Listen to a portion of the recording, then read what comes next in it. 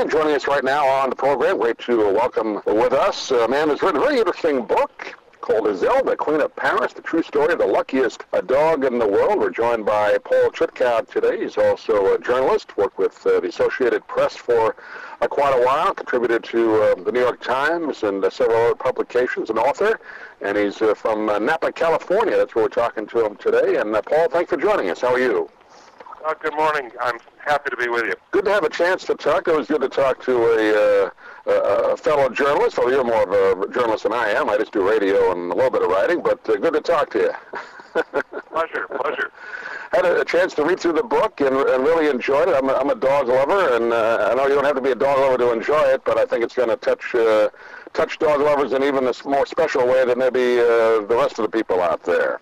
Well, thank you. It's a charming story about a very unlikely heroine, and she's had a terrific ride. And actually, Doug, I just heard that Zelda's going to have a French edition.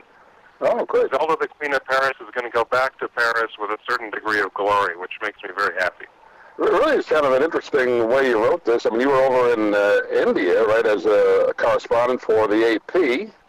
How long you were there for several years? I was there for 2.5 years during a period of tremendous political turmoil.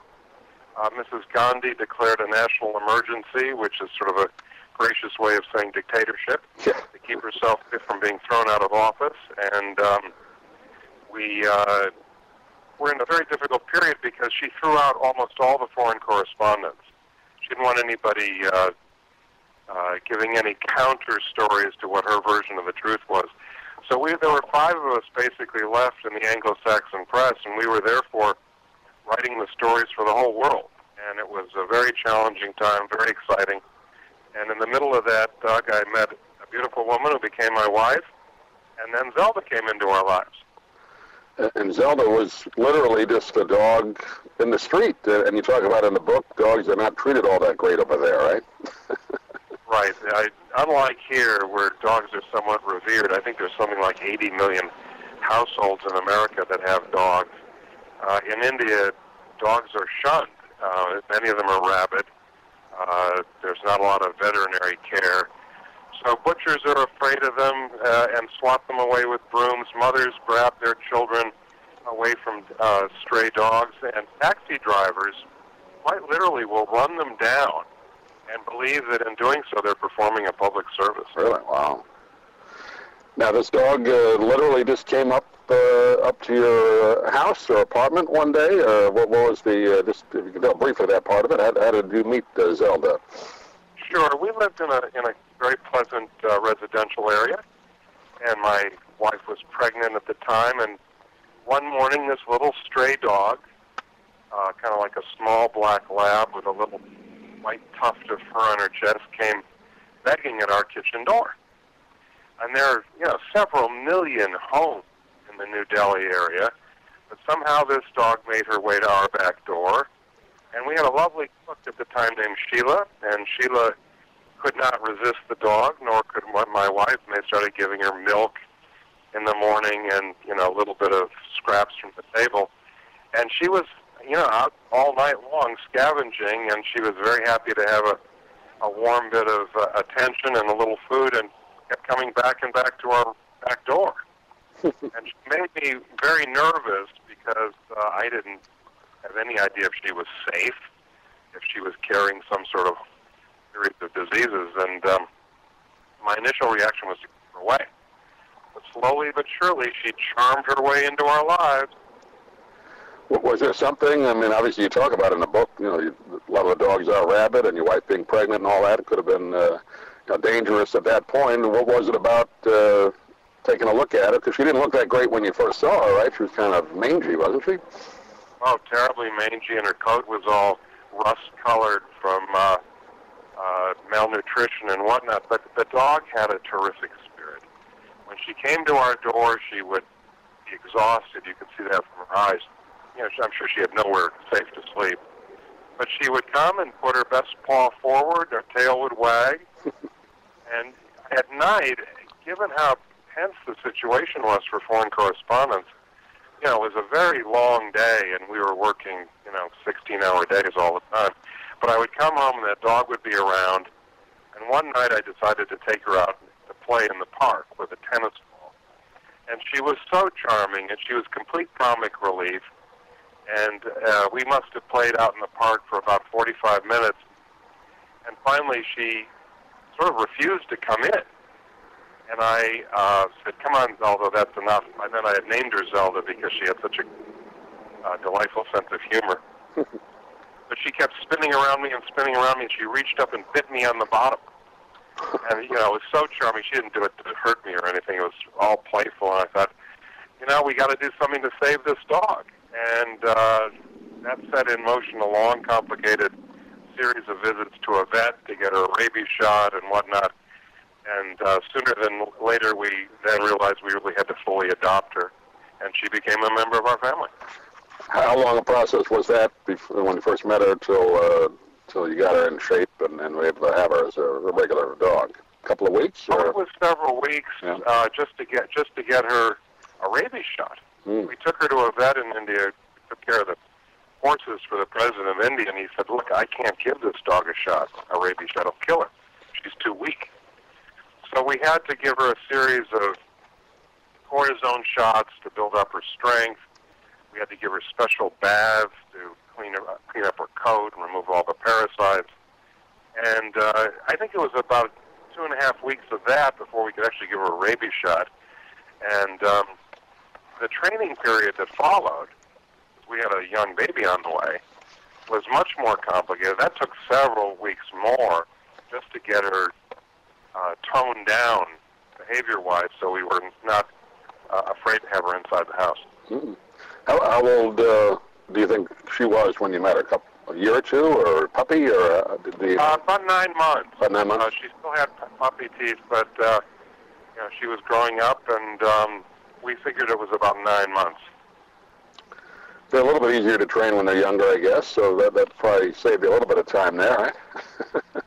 Well, it was not simple. I mean, this was a wild dog, yeah. A feral dog, and you know, for a long time, she would absolutely run havoc through the house, and we were very concerned as the date of birth approached.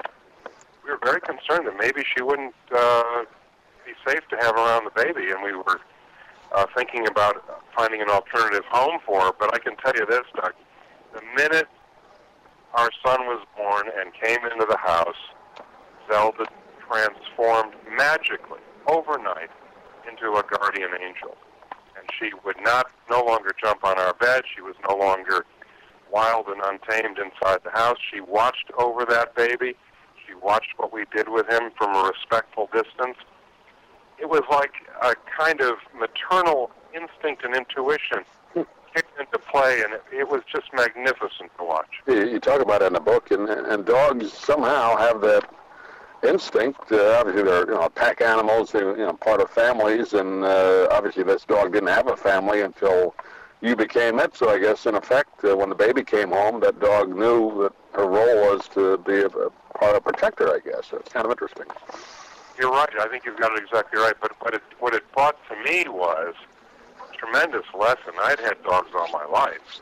I'd never taken in a wild dog like this. And what struck me very profoundly was how intelligent she was.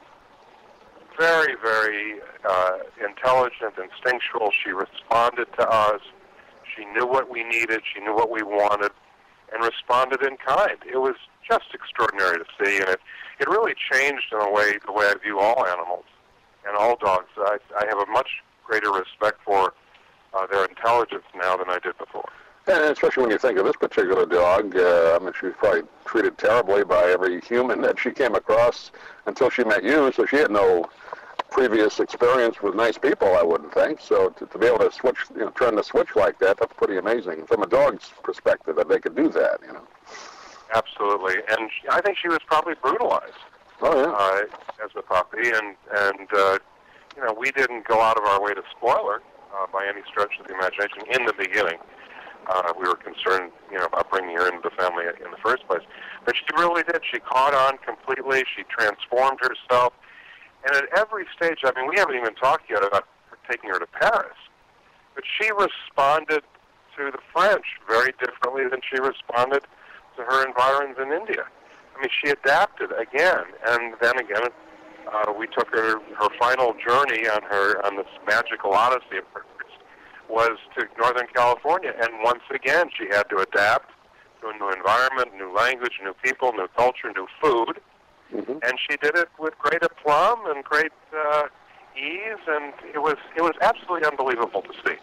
Yeah, great story. We'll let the people out there, you know, when they get the book, they can read all about the Paris part with great stories there, and then, like you said, the trip back home to America, and Zelda lived a pretty good long life by dog standards, right? Considering, you know, her early start wasn't too good. But what did she make? About 9-10 years? 14. Over 14. Okay, that's really good. On 3 different continents. Wow, that's really good.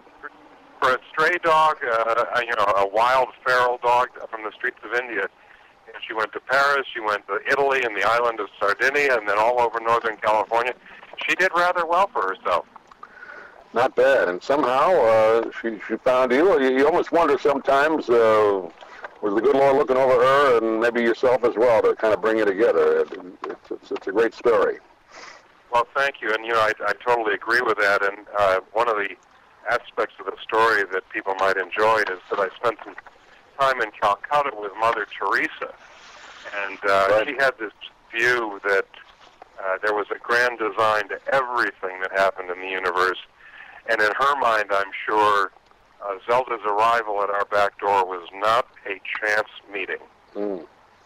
No, just reading through it, you got to feel there was some reason for it, and it worked out great, not only for Zelda, but your family as well. Now people get a chance to read about it, and you got a great picture on the cover of Zelda, obviously cleaned up and in good shape.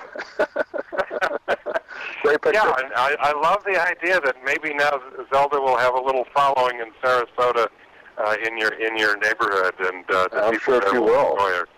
Name of the book is called Zelda, Queen of Paris: The True Story of the Luckiest Dog in the World. We've been talking with Paul Chutkow today. Paul, do you have a website? I'm sure you do, but we'll give out the website. Can we get a hold of the book or find out more about Zelda? Sure. I have my own website, which is paulchutkow.com. That's PaulChutkow. But Zelda has her own website. It's a blog, essentially. It's www.zelda-thequeenofparis. And you can kind of see, I've roamed around subject-wise on the blog to other things, but it's basically about Zelda and the response she's had around the world. And it's been very gratifying. I've never done a blog before. Okay. And that's been a lot of fun, and people have responded very well. And if people want to tune into www.zelda-thequeenofparis, that'd be great. Great. And just looking at the back cover there, is that your current dog? A picture of you? Yeah, that's Charlie, the king of the Napa Valley. He's a Springer Spaniel, and he's very much in Zelda's spirit. He's attached himself to us and adapted in all kinds of ways, and he's living the life of Riley. I can tell you, we're on a 1,300-acre ranch overlooking the Napa Valley with horses and cows, and Charlie is probably the happiest dog in the world. Paul Chutkow, pleasure to talk to you for